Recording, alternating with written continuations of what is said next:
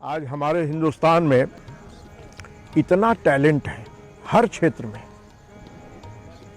संगीत में भी बहुत टैलेंटेड लोग हैं, लेकिन जब सामाजिक मूल्यों में परिवर्तन आता है तो संगीत भी उससे अछूता नहीं रहता है। आज कल्चर, जो कंज्यूमर कल्चर का विकास हो रहा है, तो उससे क्या हो रहा है कि इंस्टेंट कल्चर आ रहा है। इंस्टेंट हमें खाना चाहिए, इंस्टेंट हमें नाम करना चाहिए, इंस्टेंट हमें स्टेज चाहिए। लेकिन जो प्राकृतिक नियम है वहाँ इंस्टेंट की व्यवस्था नहीं है। वहाँ ये व्यवस्था है कि जो जिस रफ्तार में तुमको जाना है, खोज करके, स्ट्रगल करके तब वहाँ तक पहुँचना है। वहाँ पे कोई जल्दी का बात नहीं है, वो अपने कोर्स में चलता है प्रकृति, और उसी कोर्स से सीखा जा सकता है। एक साल में कोई कलाकार नहीं बनता है, बरसों बरसों की तपस्या करनी होती है।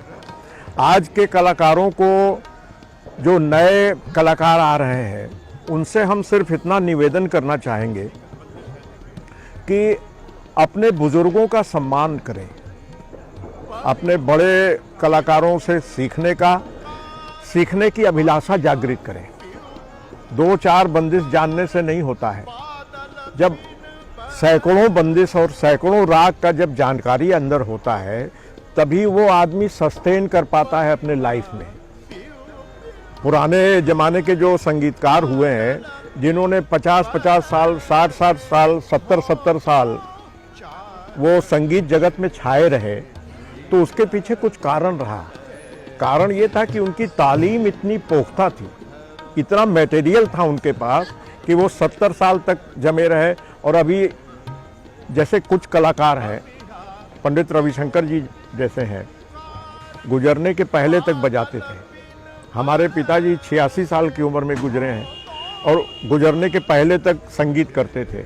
पंडित किशन महाराज जी, पंडित शामता प्रसाद जी। ये तभी पॉसिबल है जब शिष्य गुरु की सेवा में रहे और गुरु के चरणों का ध्यान रखे और गुरु से जितना शिक्षा मिल सके उतना ले, तभी वो इतने साल तक संगीत जगत पे राज कर सकता है या संगीत जगत पे अपना वर्चस्व स्थापित कर सकता है। और दूसरी बात ये है कि आज हमें ये कहते हुए बड़ा दुख होता है कि जो नए बच्चे आ रहे हैं, इसमें वो प्रिटेंड कर रहे हैं झुकने का जो प्रिटेंशन है वो ज़्यादा खतरनाक है।